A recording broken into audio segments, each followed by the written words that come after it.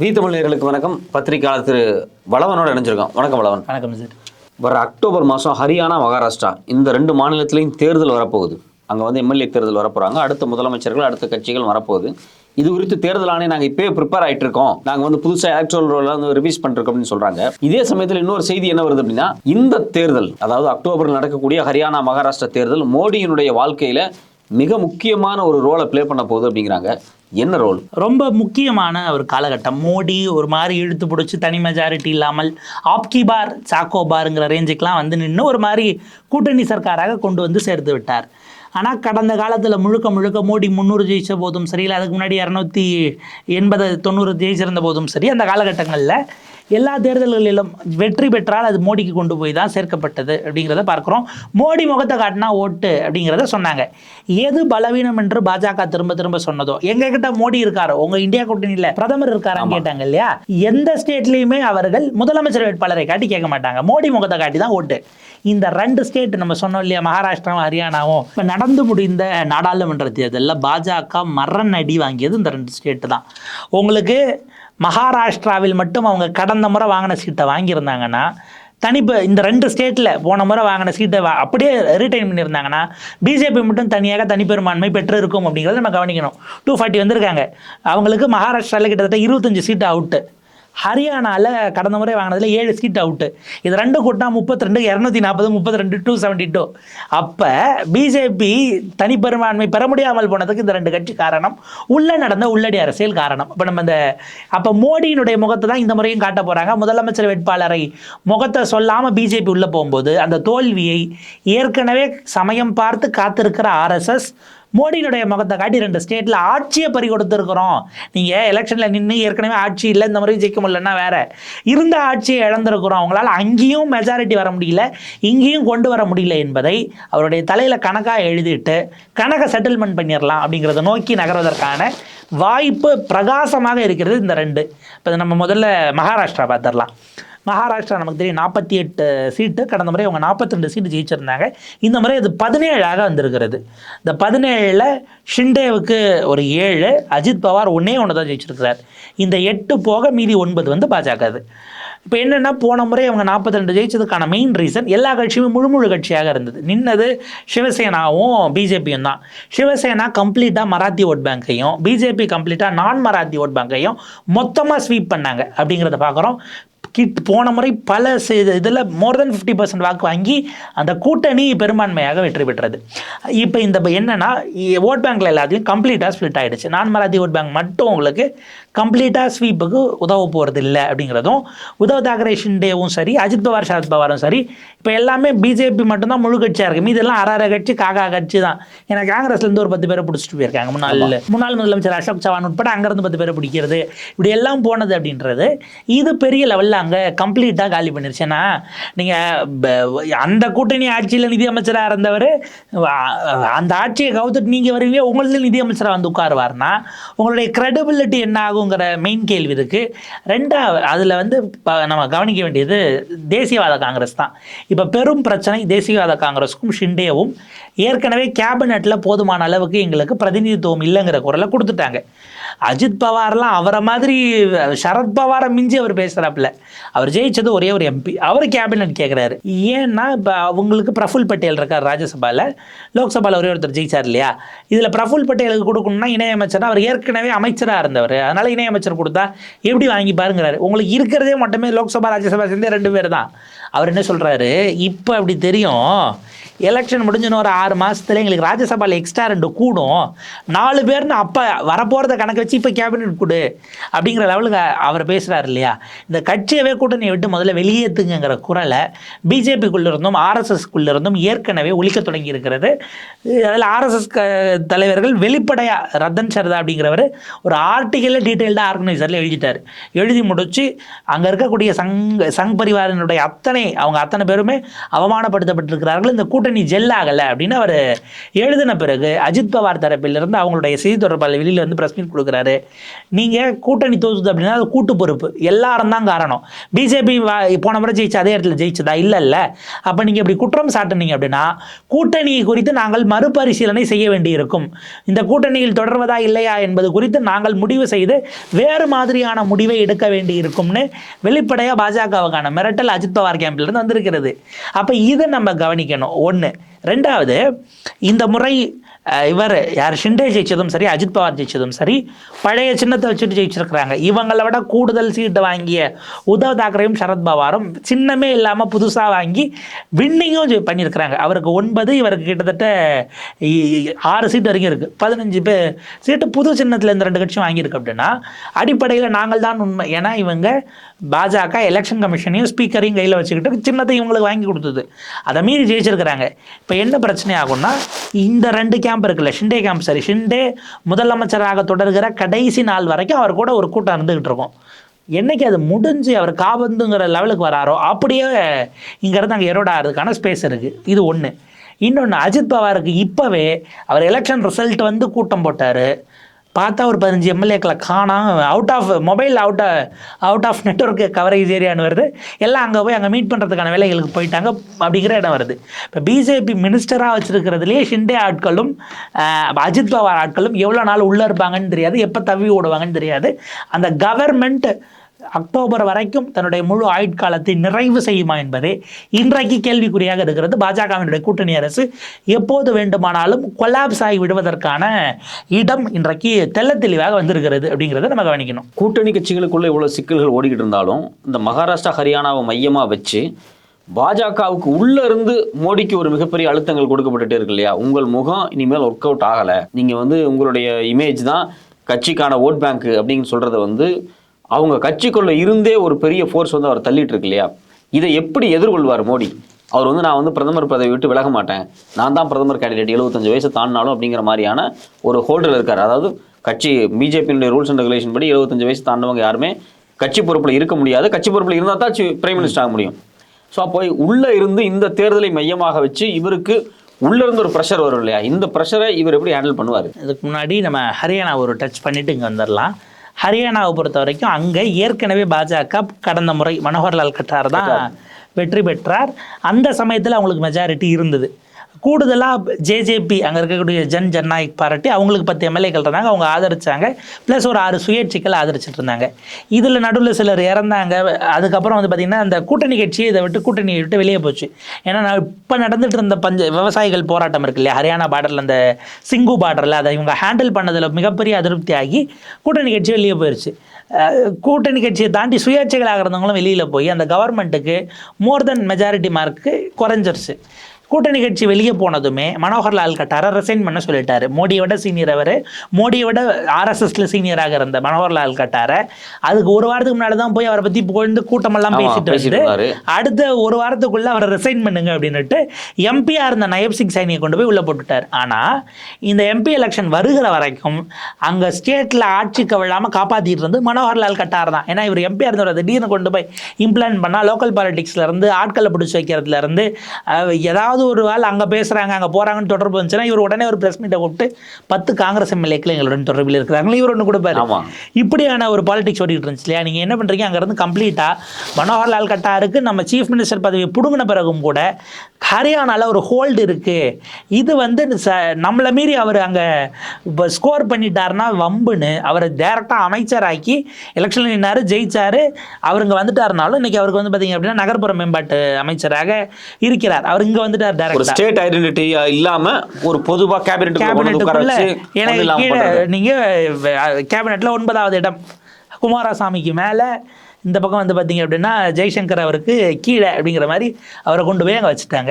So இப்படியான இடத்துல அவரை நகர்த்தினார் அப்படின்னாலும் கூட நயப் சிங் சைனி அப்படிங்கிறவர் இவருடைய இன்புட்ஸை வாங்குவார். கட்டாராக இருந்தால் ஆர்எஸ்எஸ்னுடைய இன்புட்ஸை வாங்குவாருங்கிறது தான் அடிப்படையில். ஸோ அப்போ ஆர்எஸ்எஸ் சார்பு நிலையில் இருக்கக்கூடியவர்களை களையிறது அப்படிங்கிறது தான் மோடி இந்த 5 ஆண்டுகளில் திட்டமிட்டு செஞ்சது. தேவேந்திர ஃபட்னாவிஸை நம்பர் 2 ஆக்கி நமக்கு நல்லா ஞாபகப்படுத்தினோம்னா அந்த பதவியேற்பு ஷிண்டே முதலமைச்சர்னு அறிவிச்சு ஒரு டெப்புட்டின்னு ஒரு அனௌன்ஸ்மெண்ட் வந்ததுலேருந்து கிட்டத்தட்ட பதவியேற்புக்கே நான் போகலைங்கிற மாதிரி அவர் முரண்டு பிடிச்சிக்கிட்டு இருந்தார். அதுக்கு பிறகு கன்வின்ஸ் பண்ணி அவர் அனுப்பிவிட்டு தான் அவர் போய் டெப்டியாக பதவி ஏற்றுக்கிட்டாரு. ஒரு 3 மணி நேரம் அவர் பிரஸ் சந்திக்கல வரமாட்டாருங்கிறது தான் இன்றைக்கி செய்தியாக இருந்தது.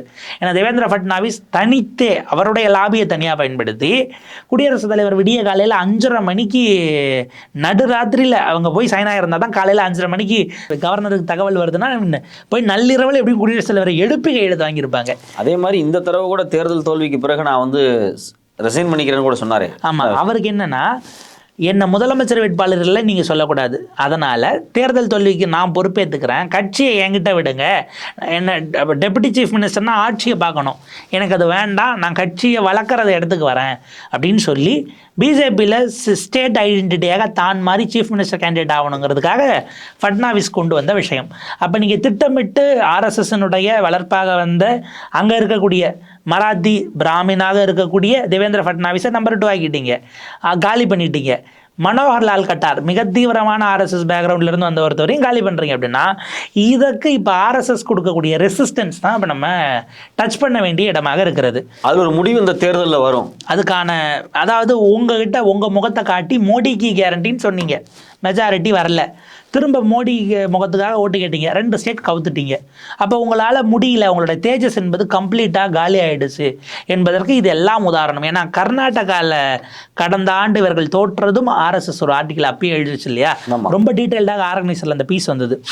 அந்த charisma and Hindutva gel is not going to work out அப்படிங்கிற அந்த விஷயம் இருக்கு இல்லையா, இதை இன்னும் கூர்மைப்படுத்துவார்கள் மோடி. ஏன்னா இது அக்டோபரில் நடந்து ரிசல்ட் அக்டோபரில் வருகிற போது மோடி 75 வயது தொடங்கி இருக்கும்.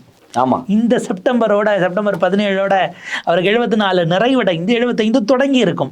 ஸோ அந்த நேரத்தில் இது ஒரு ப்ரெஷராக கிரியேட் ஆகும். எனக்கு என்னமோ இதை மனசில் வச்சு தான் சுப்பிரமணிய சாமி திரும்ப அடுத்த மார்ச்சில் தேர்தல் வந்துரும்னு சொல்கிறாரோ அப்படிங்கிற ஒரு கேள்வியும் தொக்கி நிற்குது. இந்த 2 தேர்தலையும் தாண்டி மோடி வந்து எப்படியாவது கொஞ்சம் மெஜாரிட்டியோ இல்லை கொஞ்சம் சீட்டு ஜெயிச்சு வந்தாலும் இன்னும் ஒரு ஆண்டுக்குள்ளே பார்த்தீங்கன்னா ஜார்க்கண்ட் இருக்குது, டெல்லி எலெக்ஷன்ஸ் இருக்குது, ஜம்மு அண்ட் காஷ்மீர் எலெக்ஷன் இருக்குது. இது எல்லாம் ஒட்டுமொத்தமாக பார்த்தா ஒரு ஆண்டுக்குள்ளே 5 மாநிலத்தில் மோடி தன்னை ப்ரூவ் பண்ண வேண்டிய நிலைமையில் இருக்கார் இல்லையா. இது எப்படி இருந்தாலும் மோடிக்கு ஒரு பின்னடைவு தானே. மிக நிச்சயமாக. அதாவது ஒவ்வொரு எலெக்ஷனுமே அவருக்கு அக்னி பரீட்சை அப்படிங்கிறத நம்ம மறந்துட முடியாது. ஜார்க்கண்டில் ஹேமந்த் சோரனுடைய கைது, அவர் சிறையில் இருப்பது அப்படிங்கிறத பார்க்குறோம். சமீபத்தில் நம்ம பார்லிமெண்ட் எலெக்ஷனோடு சேர்ந்து நடந்த சட்டமன்ற தேர்தலில் ஜார்க்கண்ட் முக்தி மோர்ச்சா தான் அதிக சீட்டில் ஜெயிச்சிருக்கிறாங்க அப்படிங்கிறத நம்ம கவனிக்கணும். கல்பனா சோரன் சட்டமன்ற இடைத்தேர்தலில் ஜெயிச்சு தான் இப்போ எம்எல்ஏவாக உள்ளே போயிருக்காங்க அப்படிங்கிறதையும் பார்க்குறோம். ஜார்க்கண்ட் முக்தி மோர்ச்சா காங்கிரஸ் கவர்மெண்ட்டை டிஸ்டர்ப் பண்ணணும் அப்படிங்கிற ஒரு இதை தாண்டி அங்கே இருக்கக்கூடிய ட்ரைபல் வாக்கை குறி வச்சு தான் ஒடிஷாவில் இவங்க ஒரு ட்ரைபல் ஃபேஸை கொண்டு வந்து சீஃப் மினிஸ்டராக போட்டது. அது வரக்கூடிய ஜார்க்கண்ட் எலெக்ஷனை டார்கெட் பண்ணி நாட்டில் இருக்கக்கூடிய ஒரே ஒரு ட்ரைபல் முதலமைச்சரை சிறையில் தள்ளியிருக்கிறார்கள் என்பதை பேட்சப் பண்ணுவதற்காக அந்த வேலையை பண்ணாங்க. குடியரசுத் தலைவராக நாங்கள் ஏற்கனவே முர்மு அவர்களை காட்டணும் அப்படின்னு சொல்லி மணிப்பூரில் தோற்றது அப்படிங்கிறத நம்ம பார்க்குறோம். மணிப்பூரில் ஐ திங்க் ஒரு சைடில் இருந்த 2 சீட்டில் அவங்க போட்டியே போடலை, நின்ன இடத்தையும் காங்கிரஸ் தான் ஜெயித்திருக்கிறது அப்படிங்கிறத நம்ம கவனிக்க வேண்டியிருக்கு. ட்ரைபலாக அவரை காட்டிய போதும் அதுக்கான அந்த வாக்கு அப்படிங்கிறது டேர்ன் ஆகிருக்காங்கிற கேள்வி இருக்குது. அதில் வந்து பார்த்திங்க அப்படின்னா ஒரு பெரிய அதிருப்தி இருக்கிறது. ஜார்க்கண்ட் மிக நிச்சயமாக, ஏன்னா கெஜ்ரிவாலுக்கு கூட உங்களுக்கு கொஞ்சம் லீகல் இதெல்லாம் நகருது, சோரனுக்கு அது நகர்ற மாதிரியே தெரியல. இப்போ அதை எப்படி யூஸ் பண்ணி எக்ஸ்ப்ளாய்ட் பண்ண போகிறாங்கங்கிற கேள்வி இருக்குது. அங்கே காங்கிரஸ் அலையன்ஸ் வந்து பார்த்திங்க அப்படின்னா காங்கிரஸ் ஜேஎம்எம் காங்கிரஸ் அலையன்ஸு இப்போ வரைக்குமே ரொம்ப ஸ்ட்ராங்காகத்தான், அவங்களுக்குள்ளே எந்த விதமான ஃப்ரிக்ஷனும் பெரிய லெவலில் இல்லை. சம்பாய் சோரன் அவர்களே வைக்க போகிறாங்களா, இல்லை ஒரு ஃபேஸ் சேவராக, இல்லை ஒரு சேஞ்சாக இருக்கட்டும்னு கல்பனா சோரனையே முதலமைச்சர் வேட்பாளராக நிறுத்தி நகரப் போகிறார்களா அப்படிங்கிற ஒரு கொஷின் இருக்குது. பிஜேபி ஆஸ் யூஷுவல் எங்களுக்கு சீஃப் மினிஸ்டர்லாம் கிடையாது, மோடி முகத்துக்கு வாக்குகளீங்கள் என்று கேட்கும் பொழுது அங்கே தான் ட்விஸ்ட் இருக்கிறது. நாங்கள் அங்கே ஒடிஷாவில் ஒரு தவிர அவரை கட்டாயம் தேர்தல் பரப்புரைக்கு இங்கே கூப்பிட்டுட்டு வருவாங்க. ஏன்னா இறக்கினதே அதுக்கு தானே அப்படின்னும் போது ஒரிசாவுடைய முதலமைச்சர் தேர்தல் பிரச்சாரத்துக்கு ஜார்க்கண்டுக்கு முழு வீச்சில் இறங்குவார். ஒரு ட்ரைபல் அன்றைக்கி ஆக்கியிருக்கு அப்படின்னா பிஜேபி தான் ட்ரைபலுக்கான பார்ட்டி என்று சொல்வார்கள். ஆட்சி அதிகாரத்தில் பங்கு கிடைக்கிறது என்று சொன்னால் அவர்கள் கூட்டணி கட்சி நாகாலாந்தில் பதவி ஏற்கும்போது முதலமைச்சருடைய பதவியேற்பு விழாவிற்கு முன்னால் சுவிசேஷ பாடல்கள் பஜனைகள் செய்யப்பட்டு அதற்கு பிறகு முதலமைச்சர் பதவியேற்கிற கூட்டத்தில் அமித்ஷா அமைதியாக உட்கார்ந்து சாந்தமாக அந்த சுவிசேஷ பாடலை கேட்பார். அதிகாரம் வரணும் அப்படின்னா எந்த எல்லைக்கும் போகக்கூடியவர்கள் நாளைக்கு இவங்க வந்து பார்த்தீங்க அப்படின்னா ட்ரைபல் மக்களுக்கான கட்சியே நாங்கள் தான் என்கிற பிரச்சாரத்தை மிக நிச்சயமாக எடுப்பார்கள். பட் அது ஜார்க்கண்டில் எப்படி எதிரொலிக்க போகுதுங்கிறத நம்ம கவனிக்க வேண்டியிருக்கிறது. ட்ரைபல் வந்து கம்ப்ளீட்டாக ஒரு செக்ஷன் கடந்த காலத்தில் காங்கிரஸுடைய வாக்காளர்களாக இருந்தவர்கள் அப்படியே ஷிஃப்டாக இருந்தாங்க. இந்த முறை அப்படியே போகலை அப்படிங்கிறது தான் பல டேட்டாஸ் நமக்கு எலெக்ஷன்ஸ்க்கு பிறகான பல செக்மெண்டட் டேட்டாஸ்லாம் நம்ம பார்க்க வேண்டியிருக்கு. எக்ஸப்ட் மத்திய பிரதேஷ், உங்களுக்கு ராஜஸ்தான்லையுமே ஒரு டாக்டிக் ஷிஃப்ட் ஏற்பட்டிருக்கு அப்படிங்கிறத பார்க்குறோம். ஏன்னா 11 சீட் பிஜேபி தோற்று இருக்கிறது. போன முறை ராஜஸ்தானில் க்ளீன் ஸ்வீப் பண்ண பிஜேபி. அங்கே இருக்கக்கூடிய அங்கே ஒரு அந்த ட்ரைபல்களுக்கான அந்த ஒரு செக்ஷன் அப்படிங்கிறது அந்த ஏரியாஸ் எல்லாம் காலியாக இருக்குது. தலித்ஸினுடைய ஒரு செக்ஷன் ஆஃப் வாக்கு வங்கியை பெரிய லெவலுக்கு இழந்துருக்கிறாங்க அப்படிங்கிறதெல்லாம் நம்ம பார்க்குறோம். ஸோ ஜார்க்கண்ட் விஷயமாக ஒரு இதாக இருக்கும்.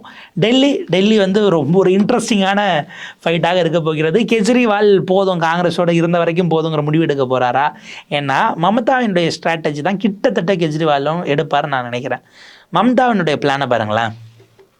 நம்ம இந்தியா கூட்டணின்னு ஒரு வேளை இறங்குறோன்னு வைங்க, அங்கே என்ன 42 சீட்டு காங்கிரஸு அவங்க உள்ளே சேர்க்கணும், சிபிஎம்மை உள்ளே சேர்க்கணும்.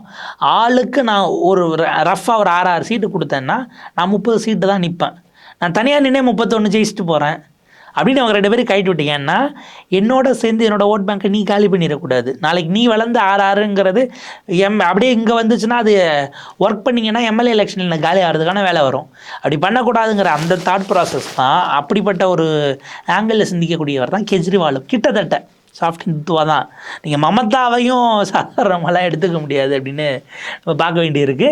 அப்போ அந்த பாயிண்ட்டுக்கு வரக்கூடிய ஸ்பேஸுங்கிறது கெஜ்ரிவால் காங்கிரஸை கட்டி விடுவதற்கான வேலைகளுக்குள் உள்ள நுழைய போகிறாரா அப்படிங்கிறது விட்டார்னா கெஜ்ரிவாலின் மீது ஊழல் குற்றச்சாட்டுகளை திரும்ப காங்கிரஸ் ஆதிர் ரஞ்சன் சௌத்ரி இங்கே எப்படி இதில் ரெடியாக இருந்தார் வெஸ்ட் பெங்காலில் அந்தந்த மாநில தலைவர்கள் தயாராக இருக்காங்க. எது மம்தா மேலே ஊழல் குற்றச்சாட்டுகளை சொல்லுவதற்கு மேற்கு வங்கத்திலையும் இங்கே கெஜ்ரிவால் மேலே கொடுக்கறதுக்கு இவங்களும் ரெடியாக இருக்காங்க. கெஜ்ரிவாலுடைய கால் தான் அதை முடிவு பண்ண போது. கெஜ்ரிவால் என்ன நோக்கத்தை சொல்லி கட்சி ஆரம்பித்தாரோ அதுக்கு எதிராக இப்போ கடைசியில் அவரே உள்ள ஊழல் குற்றச்சாட்டில் உள்ள போயிருக்கிறார் அப்படின்னும் போது அது எப்படி மாறப்போகுது? ஆனால் அதை பிஜேபி தான் எடுக்குமாங்கிறது தான் கேள்வி. ஏன்னா கடந்த முறை கிட்டத்தட்ட அங்கே இருக்கக்கூடிய 80ல் 72 சீட்டு, 80க்கு 72 சீட்டுங்கிறது கிளியர் கட்டு ஸ்வீப் மெஜாரிட்டி தான் அப்படின்னு தான் நம்ம எடுத்துக்கணும். அப்போ அப்படி இருக்கும்பொழுது காங்கிரஸ் துடை தெரியப்பட்டிருக்கிறது. துடை தெரிந்தது கெஜ்ரிவால் ஜெல் ஆகலை பார்லிமெண்ட் எலெக்ஷன்லேன்னு பார்த்த பிறகு அங்கே ஒரு டிராஸ்டிக் சேஞ்ச் இருப்பதற்கான கிட்டத்தட்ட பஞ்சாப் மாதிரி தான் அதுவும் மாறுவதற்கான வாய்ப்பு இருக்கிறது. பட் கெஜ்ரிவால் கம்பேரிட்டிவ்லி ஒரு ஃபேஸாக இருக்கிறார். காங்கிரஸுக்கும் பிஜேபிக்கும் முதலமைச்சர் ஃபேஸ் இல்லை அப்படிங்கிறது என்ன மாதிரியானதாக மாறப்போகுது? பட் ஸ்டில் முதலமைச்சர் வேட்பாளரை சொல்லாமல் அவங்களால ஒடிஷாவில் ஜெயிக்க முடிஞ்சிருக்கு அப்படின்னும் போது இது அகைன் ஒரு ரூரல் பாப்புலேஷனாக இருக்கும். டெல்லியினுடைய இது எப்பயுமே ஒரு டிஃப்ரெண்ட்டான டெமோகிராஃபி, அதுவும் கொஞ்சம் உன்னிப்பு பார்க்கணும். ஜம்மு காஷ்மீரில் போல் ஆகிறது 25% வர்றதெல்லாம் ரொம்ப பெருசு அப்படிங்கிற மாதிரி இருந்துச்சு. அங்கே உள்ளே இருக்கிறவங்க அடிச்சுக்கிட்டு பிஜேபிக்கு இடம் கொடுக்காம இருந்தால் ஓகே அப்படிங்கிற மாதிரி இருக்குது. இப்போ கூட இண்டிபெண்டன்ஸ் ஜெயிச்சிருக்கிறாங்க. அதை தாண்டி இது தேசிய மாநாட்டு கட்சி ஒமர் அப்துல்லா கட்சி அங்கே ஜெயிச்சிருக்கிறாங்க. இந்த பக்கம் பார்த்தா மெஹபூபா முஃப்தியினுடைய கட்சி ஒன்று கூட ஜெயிக்கலை அப்படிங்கிறது ஒரு விதமான மிக்ஸஸ் சமிங்கையாக இருக்கிறது. பாஜக அங்கே இருக்கக்கூடிய ஜம்மு காஷ்மீருக்குள்ளே போலாகக்கூடிய அந்த கம்மியான வாக்குகளுக்குள்ளேயே இருக்கிற இந்து கன்சாலிடேஷனுக்கு தொடர்ந்து ஒர்க் பண்ணிக்கிட்டு இருக்காங்க அப்படிங்கிறதையும் பார்க்குறோம். பட் ஸ்டில் 370 அபராகேஷனுக்கு பிறகு உங்களால் நாடாளுமன்ற தேர்தல் நடத்த முடியும், சட்டமன்றத்தை நடத்த முடியாதா அப்படிங்கிறதே இவங்களுக்கான அச்சம் என்பதைத்தான் நாம் பார்க்க வேண்டியிருக்கிறது. இந்த 5 மாநில தேர்தல் பலவிதமான மிக்ஸ்டு பேக்ஸாக வந்தாலும் கூட ஒவ்வொன்றும் மோடிக்கு இதுதான். நம்ம இந்த ஸ்ப்ரிண்ட் ஓட்டம் இருக்கும்ல, டைரெக்டாக 100 மீட்டரோ இல்லை 400 ஓடுறது வேறு. ஸ்ப்ரிண்ட்டுன்னு போது ஒவ்வொரு தடை தாண்டி ஓடணும் இல்லை. 5ம் மோடியினுடைய பதவிக்கு அவருடைய ஆட்சிக்கு அவர் பிரதமராக தொடர்வதற்கான ஸ்ப்ரிண்டராக தான் நம்ம பார்க்கணும். எப்படி தாண்டுறாங்க மோடி அமித்ஷா டியூஓ அப்படிங்கிறத நம்ம அடுத்தடுத்த நிலையில் பார்க்கலாம். உங்களுடைய நேரத்துக்கு விரிவான கருத்துக்கு நன்றி. நன்றி.